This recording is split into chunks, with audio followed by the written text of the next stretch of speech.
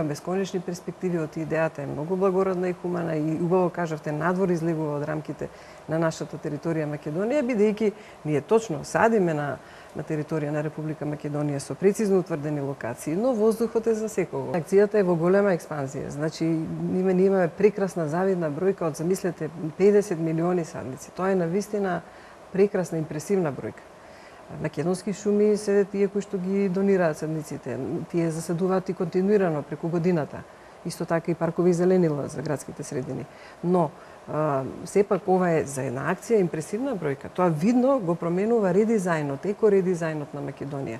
Значи, видливи се резултатите и со голо око, а камоли институциите како Инспекторатот државен за шумарство и водостопанство, што си води сметка, значи води сметка за засаденоста, постојано има податоци, ги доставува до македонски шуми и до нас.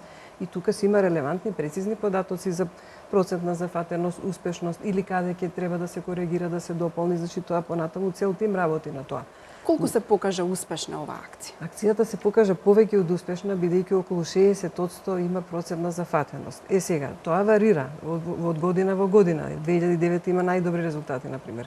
Но варира и од подрачје, каде, како некогаш на некој подрачје повеќе фаќа, на некој подрачје помалку и така натаму, но реков се следи постојано состојбата и се надополнува, се коригира. Но тоа и во европски размери е навистина висока и завидна бројка. Во европски размери се смета дури и 35% да е зафатеност на успешно. Значи човек и во оплодување, кога се оплодува, има процент на успешност. Секој оплодување и за билка, и за растение, и за живот, тоа е нормално. Треба да го сватиме дека некој ќе обстане, може било подобро засадено, некој не, некои условите не се добри така натаму, но навистина е среќа е, еве и денешната бројка да се успее да се засади вистински благодет и голем успех е.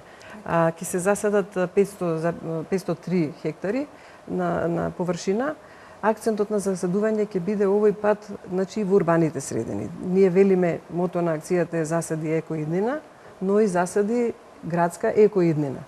Што значи дека Ден на дрвото се повеќе се доближува до нас, не одиме само ние некаде далеко на терен, туку Ден на дрвото е тука меѓу нас. Тоа е многу погодно и многу добро, бидејќи граѓаните со години веќе доаѓаат во нашата канцеларија, која се наоѓа во центарот на Скопје, во домот на армијата на Македонија, доаѓаат и бара да може да се засадува блиску до нив, зашто тоа е навистина убаво да околу вас да си разубавите животната средина и сосема отворена акцијата. Граѓаните може да се обратат во општините или местните пунктови за да си земат садници и да ги засадат во своите дворови. Значи тоа е прекрасно што не е веќе Ден на дрвото некаде далеку, што може дури и поизнемоштени лица кои не се во способност или дечиња да се вклучат и така. Значи, оној кој што може да си дозволи ќе оди на терен подалеку и благодариме за таа подадена рака, тие подадени раци.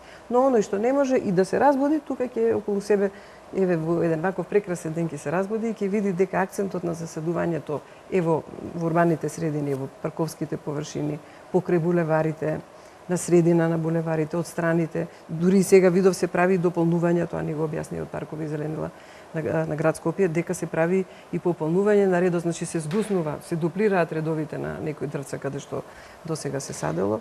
Потоа блоковско засадување, слободни површини, во дворовите на здравствените домови и болници, во дворовите на училиштата и ние и лани садевме исто во средните училишта во Скопје, во сите садевме и сега ќе садиме и во градинките секако, а децата што се, например, до 6-то одделение во основните училишта ќе садат во дворовите, а од 7-то одделение нагоре и гимназиите, средните училишта ќе одат на терен.